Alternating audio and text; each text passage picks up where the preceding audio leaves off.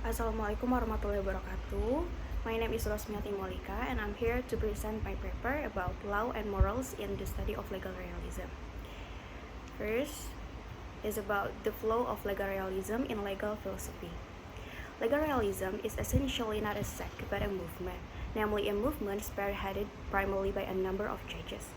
This movement was initiated by a number of judges who opposed legal positivism or analytical jurisprudence. This legal realism movement is centered in the United States, so it is called American legal realism there. Although in several European countries, there are also such movements.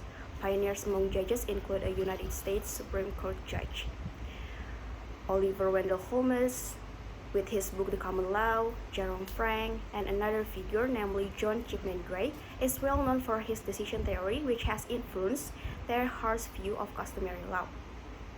Apart from the United States, Scandinavia also developed this kind of movement, pioneered by Axel Hagerstorm, Oliver Kona, Lundstedt, and Ross. The motto of this movement, namely, law is what judges make. The famous words of John Chipman Gray are, all the law is judge-made law.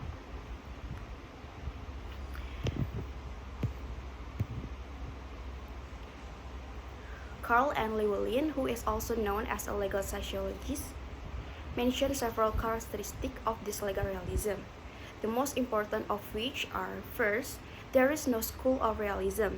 Realism is a movement of thought and work about the law. Llewellyn rightly states, realism is not philosophy, but a technology. What realism was and is a method, nothing more. Second, realism is a constantly changing conception of law and a tool for social purposes, so that each part must be tasted for purpose and effect.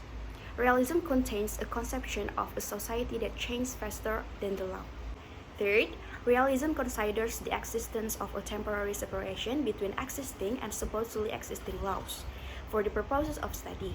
Opinions about value must always be requested so that each investigation has its objectives.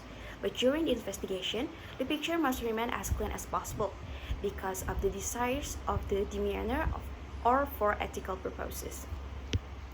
Fourth, realism does not believe in the provisions and conceptions of the law. Throughout, the provision and conception of the law describes what the courts and people actually do. Realism accepts the regularity definition as general prophecies about what the courts will do. In keeping with that belief, realism classifies cases into smaller categories than those found in past practice.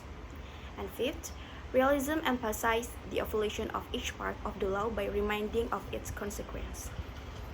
So, law is a tool for archiving social goals, and should those conceptions of law allude to arbitrary laws and laws created by courts? The movement known as American realism had dominated American legal theory in the first half of the 20th century, spanning between the 1920s and 1930s.